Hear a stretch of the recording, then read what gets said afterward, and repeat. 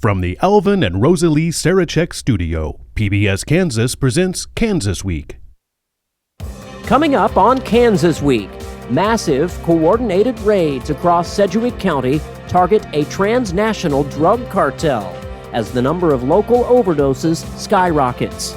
Also, we'll have results from Tuesday's primary election, including the results of a 1% sales tax vote in one town and the two candidates who will now face off this November for a seat on the Wichita City Council. But first, more financial headwinds for Wichita's largest employer.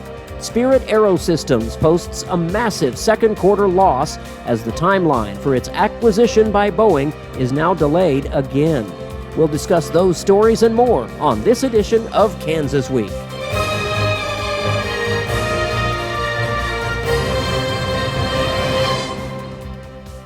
Hello and welcome to Kansas Week. I'm Jared Cerullo. Financial headwinds continue for Spirit Aerosystems, the company posting a staggering $631 million net loss for the second quarter.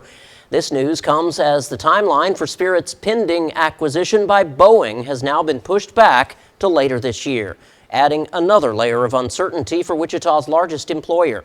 Spirit's losses were driven in part by higher costs and losses on key Airbus and Boeing programs, including the 787 Dreamliner. All of this comes as its future parent company, Boeing, is now dealing with a strike at its defense plants in the St. Louis area, putting more pressure on the entire aerospace supply chain. Here to discuss this and some of this week's other big news is State Representative Emil Bergquist of Park City, State Representative Tom Sawyer of Wichita, and former Sedgwick County Commission candidate and community activist Celeste Racette. Thank you all for joining us. I'll start with the two state lawmakers. Tom, first, what does this mean from a state standpoint, from a state lawmaker's standpoint? Well, obviously, we're very, Spirit, as was stated, is the largest employer in Kansas, has been for a long time, and they're good paying jobs. And it's really important that we save those jobs and keep them in Wichita and South Central Kansas. So hopefully they'll work through this and everything will go smoothly and we'll be able to keep everything going. But does this change anything with the acquisition that's coming up from Boeing? Probably not. No, well, hopefully the acquisition of Boeing will mean they will be here a long time and grow. But Boeing left once before, so right. So that's always in the back of our there's a minds. lot of people that have talked that Boeing should have never spun this off to begin with. Emil, go ahead. We're glad that they allowed Spirit to continue and actually grow the business of building the 737 especially, and knowing that Airbus and other customers have been appealing to business from the same company. That's been a nice buffer to Wichita. If they're having difficulties keeping some of those contracts, having some of them and then becoming part of the parent company, Boeing again, hopefully that'll be a great acquisition, and that they'll allow them to continue to diversify their product line as well. Yeah, and I had always wondered, how is this, Boeing buyout going to happen? Because after the spinoff happened, Spirit became very integrated with Boeing and Airbus, and they're highly competitive with each other. Does that have any impact? I'm sure Boeing considered all that in Spirit as well through all these discussions. So the key is making sure they have a strong presence in South Central Kansas. Right. Celeste, Racette, any comments here? I think our two legislators right here are doing what they can to keep this industry here, and I applaud their efforts because we are, after all, the aircraft capital of the world. So I'd hate to see us lose this merger, and I know you're both doing what you can to keep it so. And will it turn around after Boeing does complete the acquisition? I think so. I think long term, I think it's good. People are flying more than ever. In terms that's the mode of transportation that people prefer. So I think the market will be strong in the future. It's just to make sure that we can keep them here and keep the business here in Kansas and keep those jobs. Yeah. And keeping the Spirit and Beech, Textron, Cessna, Lear product lines work base here, and keeping the training systems working together that we've developed over the years through WSU and through the school system and in the industry itself. We still have the gold mine of our expertise. And I think Boeing recognizes that they cannot replicate that in any way easily, or in other attempts they've made, they haven't been able to replicate it. Yeah, and like there's so many, it's just not Spirit. There's so many third-party vendors that supply and make the parts for Spirit. So it's a huge part of the economy. Staggering new report from Wichita Police, which is showing us a sharp rise in drug overdoses this year, jumping more than 35% compared to this time last year. Officials say the driving force is fentanyl, which is increasingly being found laced in other drugs like methamphetamine and cocaine. But there is a silver lining of sorts. Despite the spike in overdoses, the number of deaths has not risen. Police credit faster response times, more police officers carrying Narcan, and stronger partnerships with health organizations for saving lives. And again, from a state lawmaker standpoint, has anybody ever talked about what is the root problem? I'm sure we've had these conversations, but how do we attack the root problem of what's causing this drug crisis? That's really difficult. Like I said, over the years, a lot of discussions. Question, it is. But one thing we did do in the legislature, we started trying to take on the fentanyl issue head on, realizing how dangerous it is and how a lot of people don't even realize that the drugs are laced with it. And I'm, trying to promote the use of Narcan and people that are with somebody that has a drug overdose, shielding them from getting in trouble so that the person that had the overdose can get treatment fast. And that seems to be working, because since we passed those laws, I said that the overdoses keep going up, but at least the number of people dying have gone down. Yeah. So that's generally how we've approached it. Emil, go ahead. And no police or emergency services want to have to deal with a death when they respond to an accident or to an incident. We're able to provide legal protection for them to be able to have Narcan and to have it in the schools, not to encourage drug use, but to encourage life. And that encouragement of life is saying, giving them another opportunity. Some of the story that was in your story you referred to has references to people that have recovered from it, but they couldn't have recovered without having had a recovery mechanism like Narcan. And we're glad that. And the other thing is that we can meet it with border control and immigration control that keeps the carriers of these elements and other things from coming into the country, and we're glad to see that happen in this administration. And we're going to talk a little bit about cartel activity and things like that in just a little bit, but Celeste? I also think that opioid settlement money that the cities received was also helpful in funding some of the recovery efforts and ComCare. So I thought that was a big plus too, is the opioid settlement money that came into the communities to help, because we all know recovery is one step of preventing addiction. Sure. Yeah. And nobody knows how much, a breakdown of how that money is being spent, but it's in the millions of dollars, I believe. The state of Kansas received some sort of settlement from the big pharma companies, correct? Yeah. You know any more details about that? Not really. Okay. But we did receive a lot, and it is going to good use. I mean, it's And been the city helpful. of Wichita did too. Yeah, right. All right. And officials are releasing few details right now, but they do say a major drug bust this week is connected to that recent spike in overdose cases. Local and federal agents raided multiple locations across Wichita and Sedgwick County after a year-long investigation. Authorities say the coordinated operation targeted a transnational drug cartel involved in manufacturing narcotics in the community. The raids, which included a muffler shop and several homes, turned dangerous at one location in South Sedgwick County where a bomb squad had to be called in after a suspected explosive device was found. This really hit home because one of the homes that was raided is 2 blocks from my own home. So, it's hard. This is truly affecting every facet of our community.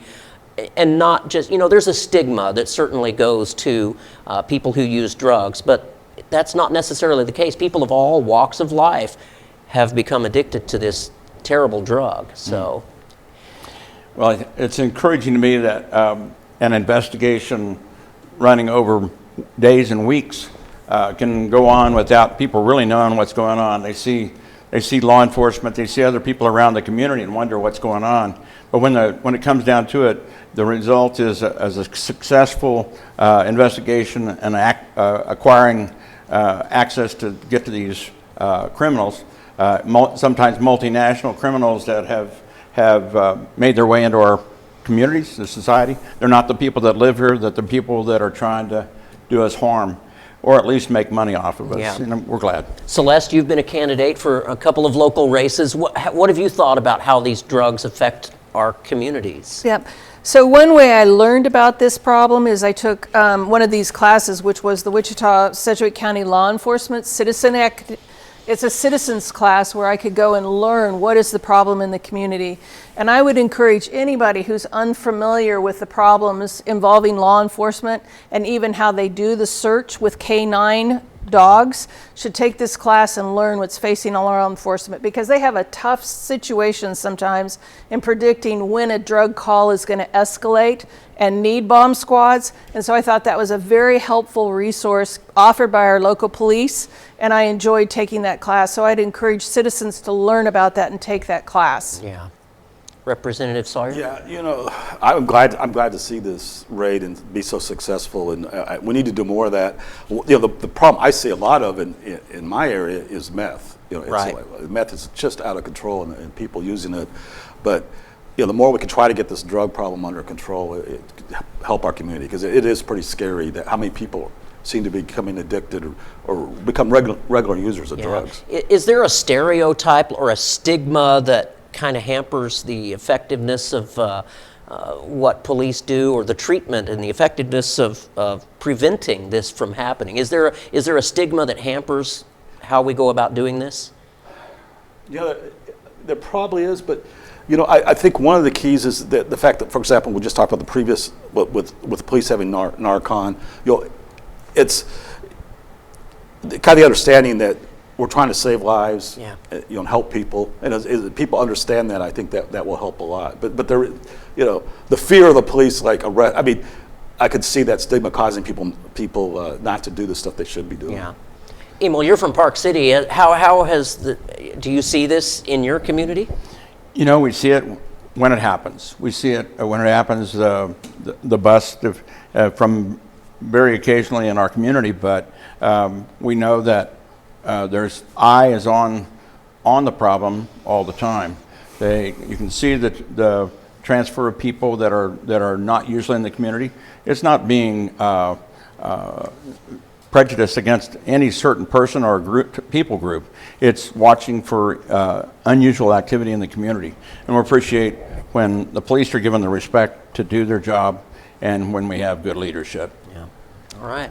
Our next story, a citizen advisory group created by Wichita City Council member Dalton Glasscock, claimed this week that it found tens of millions of dollars in potential savings in the Wichita City budget.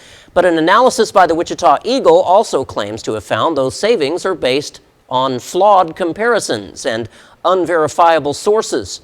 The report claims Wichita could save nearly $47 million in public safety spending alone, simply by matching the per capita spending of Springfield, Missouri. However, the Eagle's analysis found the report relied on unscientific surveys and cited broken web links as sources. The group's leader acknowledged the report does have some shortcomings, but says the goal of the whole project is to start a conversation about the budget, which I think this has certainly done. Celeste, you were on the committee that helped come up with this report. You have the report with you right now. Yes. First off, I talked a little bit about the Eagle's article. Do you think the Eagle was fair in its criticism of the overall report? I must admit, I was disappointed in the Eagle's reporting because I felt like they didn't look at the entire report. And I felt like they were a little harsh because, after all, we were not claiming to find all the solutions. We were a bipartisan group that was trying to present alternatives or options. And so I thought they were a little harsh and focused on perhaps the peer comparison of cities. We weren't saying cut 42 million. We were saying use these as benchmarks to see where we were not equal and perhaps take a look at that to see why. We weren't advocating cut 42 million from public safety. Another disappointment is I worked really hard on the section that had to do with economic development, and they didn't talk about this in particular. They did quote my numbers, so I appreciate that. But I've spent over 5 years after doing Save Century 2 to file cores. I'm an accountant, and they didn't address any of these numbers other than to quote them in the paper. And this is so important that we did a bipartisan effort to try to reach out to City Council and say, here's what we found, take what you can use, ask us to help in any way we can. And the paper was so negative, I was really disappointed and thought they weren't paying attention to what we had done. Some city council members in the past have been critical of your work, especially former council member Brian Fry has talked a number of times and has been very public, saying many of your comparisons or your numbers have been inaccurate. What do you say to that? Unfortunately, I don't like to argue, but with Brian Fry, I've found that most recently when he criticized the contract for Crystal Prairie Park, he was inaccurate in thinking that we had signed the contract before we took Jay Russell's donations. He was wrong, and I've got the core in the contract showing that contract was actually signed after we got those donations from Jay Russell. So I guess when it comes to people criticizing my work, I'm always open to saying, here's the contract, here's my Cora, let's have a discussion if you don't agree with me. But sometimes, in his case, he'll just argue without actually sitting down to talk to me. Chase Billingham, sociology professor, associate professor of sociology at WSU, has also been very critical of the entire report, basically saying it's not worth the paper it's printed on, you know. Obviously, I think you disagree, but tell me why. So I have a lot of respect for Chase Billingham. He and I are actually good friends professionally, and he's appreciated the work I've done with Save Century 2. I take offense with the fact that he said the paper should be destroyed, it's not worth the time, in that he didn't come back to, again, my section with the numbers and the documents that I have proving my numbers. And so for him to just do a blanket, it's not important, you can ignore it, disregards the work I've done as an accountant, not a sociology professor, but an accountant and a former FDIC examiner, to actually do the legwork, pull the documents together. So it's disappointing that he was so critical with a blanket assumption that nothing was correct. And one of the accusations, for lack of a better term, that he has made is that the survey that was done isn't representative of our actual community. Now, there's always validity to someone saying a survey has been skewed. I mean, that's with any political text for a candidate. It's always going to be slightly skewed. So I don't argue with it may have been slightly biased or it's not statistically, correct in this sort of bent.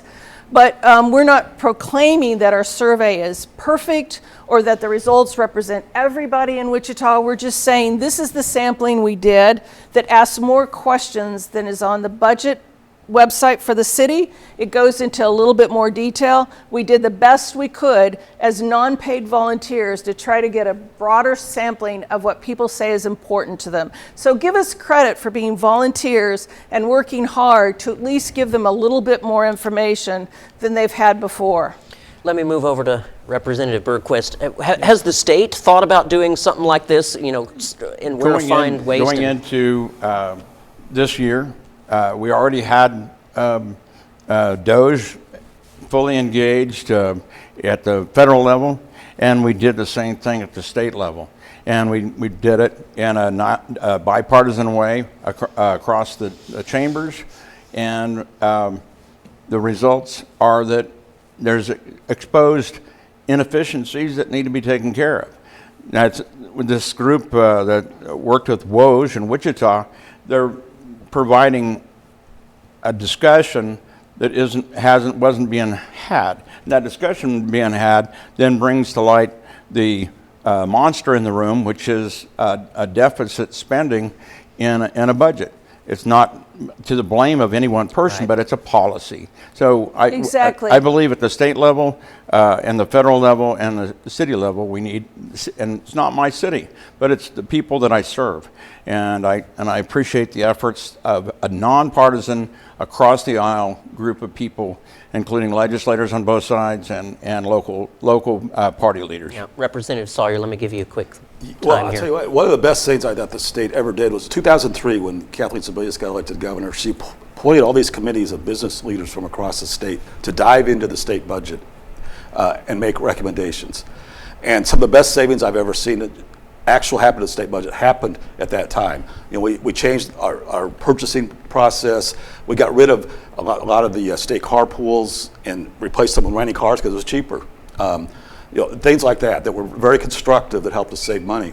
So I think it never hurts to have more information. And I was disappointed when I read the article in the paper because I didn't know anything about the details of this report.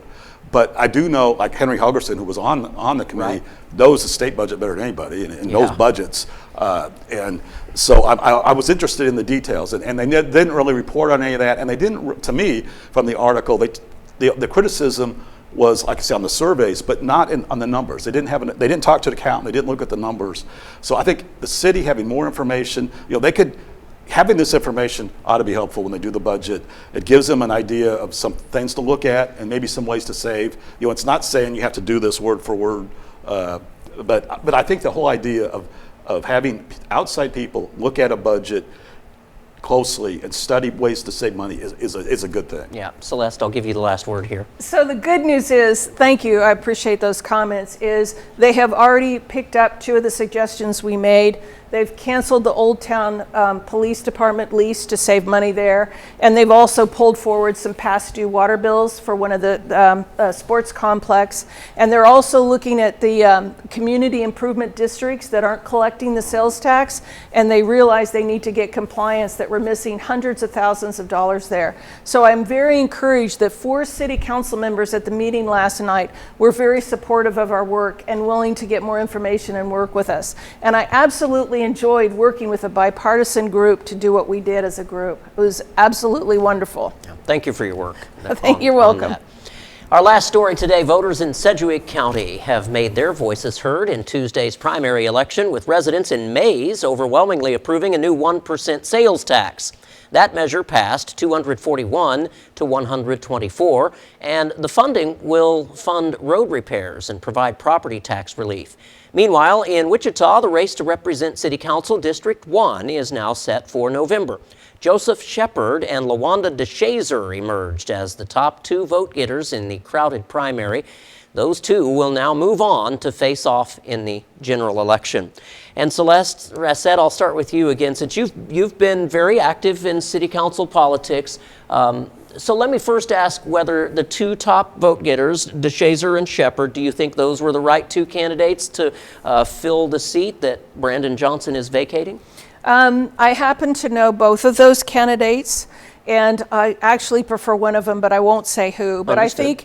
I think they both have been involved in community efforts, and I think that they will have their heart in the right place and do the work it takes to understand city finances. Yeah. So you've had a couple of run-ins with Brandon Johnson before in the past. So do you think either one of them will do not necessarily a better job, but help support District 1? Well, all right, I'll tell you my preference. I think I got it out of it. I think LaWanda DeShazer has the maturity and the leadership skills and has shown that she is really going to look for the efficiencies and the ways to save money in a way that perhaps Brandon Johnson, who's endorsed Joseph Shepard, won't. So I'm throwing my energy and support behind LaWanda DeShazer. Okay, understood.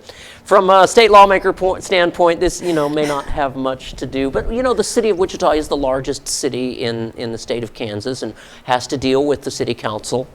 Representative? Yeah, and I live in District 4, so we're not even having an election right now. It's 2 years from now. But I do know both the candidates in District 1. I think either one would do a fine job.